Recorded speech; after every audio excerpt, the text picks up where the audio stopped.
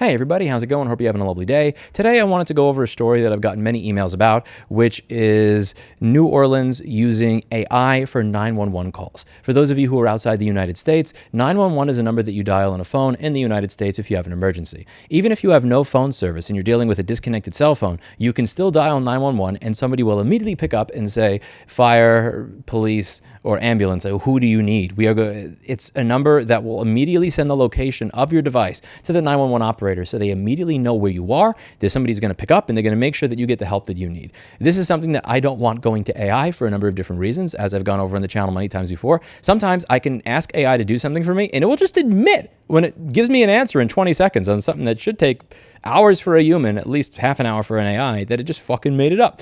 There's many different reasons that I am not comfortable with AI taking 911 calls. However, the original story that was done actually left a lot out of this, and I wanted to go over everything that it missed with this article. So this is the article, and it looked to give them credit, it looks like they actually updated it. I was going over everything for this story and finished up my research yesterday, but I didn't do the video in time, so it looks like they've actually beat me to it. I'm not going to deal with the paywall to read this article because the first edition of this article is so bad and missing so much context that I feel like even just loading my paywall blocker is a complete waste of my time. So TLDR of this is that they were indeed using AI to take phone calls for 911 calls in Louisiana, in this particular area, and there's a lot of context that I think is missing that is necessary to try and figure out the root cause of some of the problems here and also go over how they were doing it. So to be clear, if I call 911 and I get a clanker, I'm really aggravated. How did they get to the point of doing this? What they noticed is that at certain times of the day, they would get 100 or 200 or 300 911 calls, and all these calls would be about the exact same crash on the highway during rush hour. So there's a car crash on the highway, hundreds of people see it and all call 911, and they get inundated to the point where they have no more human operators to take the calls. So what they did is they said, you are only going to get AI when you call 911 if the following prerequisites are true.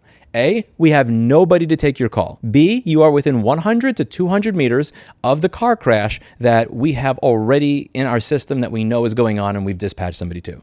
C, you say that you have nothing to add and you are not a part of the crash. So if you are in that area, because they know the location of your phone when you call 911, your phone automatically in the United States is going to turn location on and send it that location to them when you call 911.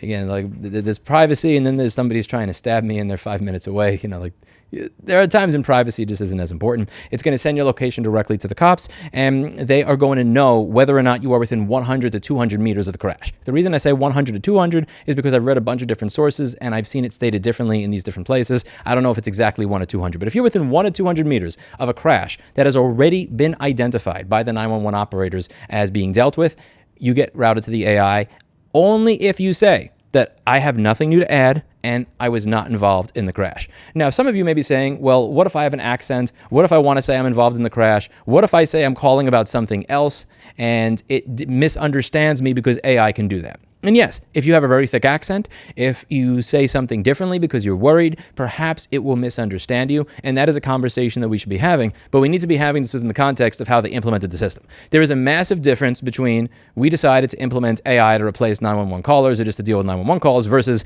we are using 911 only when you are within 1 to 200 meters of an event that we have already dealt with and you have confirmed that that is the case. That's very, very different. And there's I'm not saying I like AI being used in all this stuff, but we have to be somewhat fair about what it is we are opposing here. One of the questions that I think is more important than using AI here is what I found when I started digging into this more. It looks like in this particular area, in spite of the fact that it is one of the highest paying districts for people to answer 911 calls or for those 911 call first responders in the country, they're still not able to find more people. So the question to ask is not why did they start using AI? In my opinion, the question to ask is why is it when you're paying people that much money that you still cannot find more 911 operators? I also looked into their attempts at saving money, and from everything I found, any sort of directive for them to try and stop spending more money on the department that's handling the 911 calls happened in 2019. The closest pieces I could find of that happened in 2019, which is several years before AI became popular. So I can't find any sort of evidence that would lead to the story crumbs of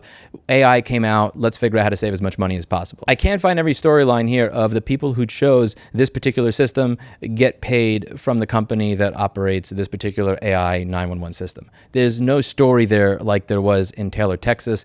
There's no excitement there. In my opinion, the thing that matters the most here is the fact that when you have higher salaries than almost any other district in the country for 911 call operators, you can't find more of those people, which then begs the question of why is it that we can't find more of those people? Maybe we should get people to be excited about that as a career choice from a younger age. Maybe there needs to be some sort of drive or informational campaign about how this is a job that has some level of honor attached to it, how you're saving lives and helping people, to try and get more people involved in the field. Because if you don't have enough people to take 911 calls every single day at rush hour, that's a problem that would need to be solved even if you didn't have AI call routing. Let's say that we get rid of all the AI shit. So you're saying that I'm waiting on hold for a 911 operator. Well, that's a serious problem, and that's something that still needs to be fixed even if AI were never invented. And from what I can see here, the only instance of any sort of failure over the past few years was in a Bourbon Street attack. This is January 1st, 2025.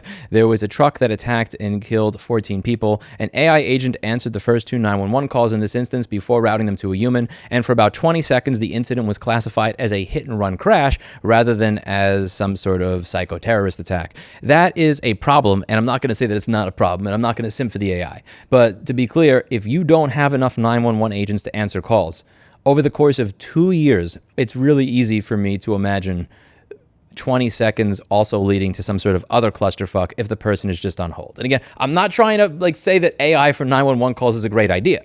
Just imagine that when you're looking at over 2 years of history and you only have one instance of a mistake happening, how many mistakes would also occur if that person was literally just waiting on hold? Or not mistakes, but just nothing happening at all, and the person waiting on hold for 5 or 10 minutes for the 911 operator just getting stabbed or bleeding out or something else. Hey, I'm not saying that we need to solve the problem with AI. To be clear, that's not what I'm suggesting here.